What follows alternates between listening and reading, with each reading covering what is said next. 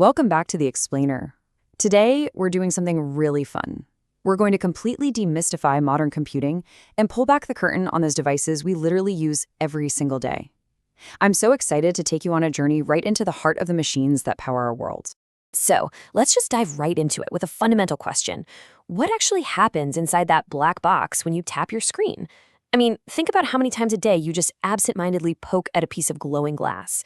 What is the architecture that takes that simple, casual little tap and instantly translates it into a massively complex digital action?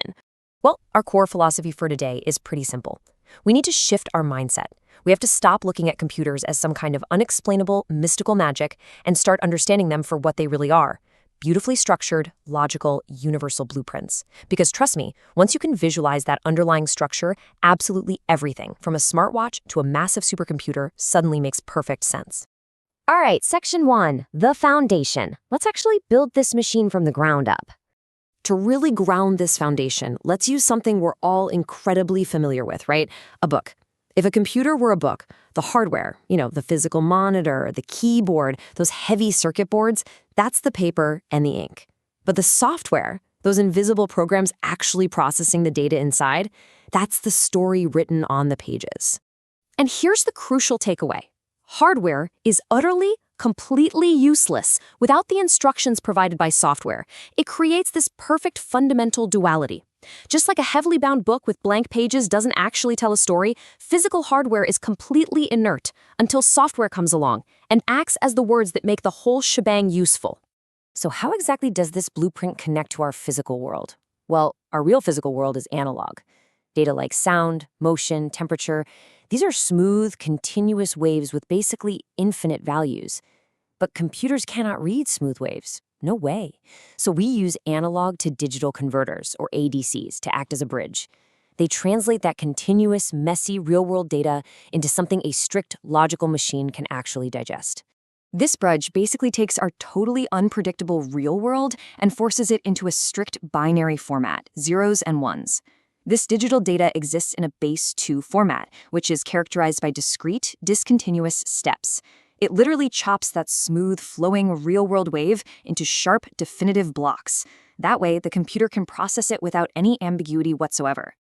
Okay, moving on to section 2. Now that we have our data translated, let's speed things up and step right into the engine room, straight onto the motherboard. This is the central hub that connects absolutely everything together. Your motherboard is the foundation. Plug directly into it, you've got your CPU doing the heavy lifting, your graphics and sound cards totally dedicated to video and audio manipulation, your network interface giving you internet connectivity, and of course, your memory. All of these completely separate physical parts communicate over this one single board. It's like a bustling digital city. And right there at the heart of that board is the CPU. This is the undisputed engine of logic. It's directed by the control unit, which kind of acts like a traffic cop for operations, while doing all the really heavy mathematical calculations over in the arithmetic and logic unit, or ALU. And to pull this off, it relies on ultra-fast, microscopic memory locations called registers, which hold data mid-process. The crazy thing is, the processor survives entirely on this one 3-part loop, known as the fetch, decode, execute cycle. Step 1, it fetches a command from memory. Step 2, it decodes the logic to understand what actually needs to be done. And step 3, it executes the action. It just runs this endless loop, literally billions of times per second, to bring your machine to life. Billions! Now, to constantly feed that incredibly fast processor, the computer uses a very specific spectrum of memory. Because memory isn't just one single thing, right? It actually spans all the way from ultra-fast internal memory, connected directly to the CPU, all the way across to high-capacity backing storage, where your permanent files live.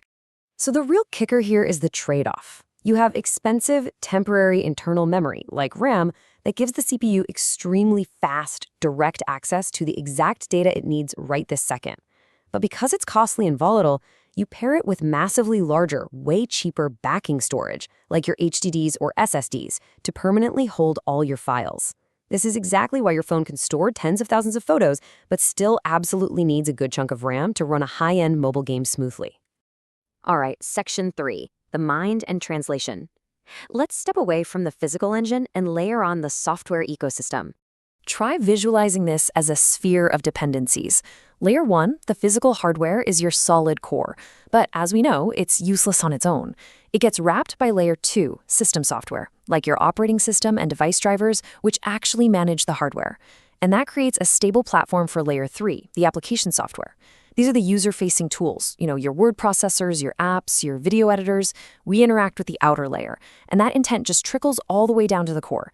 And this setup creates an ongoing diagnostic of human interaction. Input devices take our highly unpredictable human intent, whether that's a spoken word, a typed key, a swipe on a screen, and translate it into structured machine data for the CPU. Then output devices translate that process data right back into structured feedback that we can actually understand, like a picture or a sound. Modern touchscreens are amazing because they act as a hybrid, doing both of these things simultaneously. It's fascinating because over time, the way we actually input that intent has completely transformed. We've consistently engineered our interfaces to decrease the human learning curve, making things incredibly intuitive for us. But the irony is, doing that drastically increases the background complexity of the machine required to interpret those actions. It is so cool to trace how this timeline has progressed. We evolved from phase 1, where users literally had to memorize complex typed commands for the command line, to phase 2, simply clicking visual desktop icons with graphical user interfaces. Then we jumped to phase 3, just casually speaking natural dialogue to virtual assistants. And finally, to phase 4, the gesture phase, where computer vision allows us to pinch and swipe glass entirely intuitively. It's genuinely mind-blowing how far we've come. Okay, section 4. Let's pull all of this together and look at the modern synthesis, scaling into the incredible devices we use today. All of this foundational logic leads directly to the ultimate system we interact with every single day. A smartphone is not just a phone, guys. It is the total, magnificent convergence of all this computing architecture compressed into a pocket-sized form factor. It's literally the culmination of decades of hardware and software evolution. Think about it. Everything we just discussed exists simultaneously right there inside your pocket. You've got the hardware duality with a multi-core CPU and solid-state memory. You have analog to digital sensors actively turning real-world motion and light into data. You've got a wildly complex, layered OS running your apps, all navigated via advanced gesture touchscreens and dialogue-based voice assistants. The entire computing ecosystem sitting right in the palm of your hand.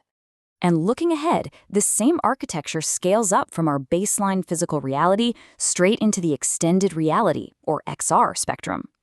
This blueprint allows us to move from simply viewing data on a flat screen to augmented reality, where digital info overlays the real world, through mixed reality, and finally into completely immersive virtual reality environments, where you are totally cut off from physical reality. So whether it is a basic smart fridge in your kitchen, the smartphone in your hand, or the most advanced immersive VR headset on the market today, every single computer relies on this exact same beautifully structured logic. The physical hardware processes the logic, the system software provides the platform, the interface translates your human intent, and the application delivers the final solution. It's a universal blueprint. But as we stand on the edge of a totally new era, where artificial intelligence allows these highly structured machines to carry out tasks that actually replace complex human decision-making, I want to leave you with a final thought. As AI brings remarkable advancements to our world, from autonomous vehicles to robotic surgery, it also introduces a massive duality. Will our growing dependency on this universally logical technology eventually cause us to lose our inherited human skills? It is the ultimate question regarding the true cost of our technological evolution. Thanks so much for joining me on this explainer, and I really hope you now see the beautifully structured logic running the world all around you.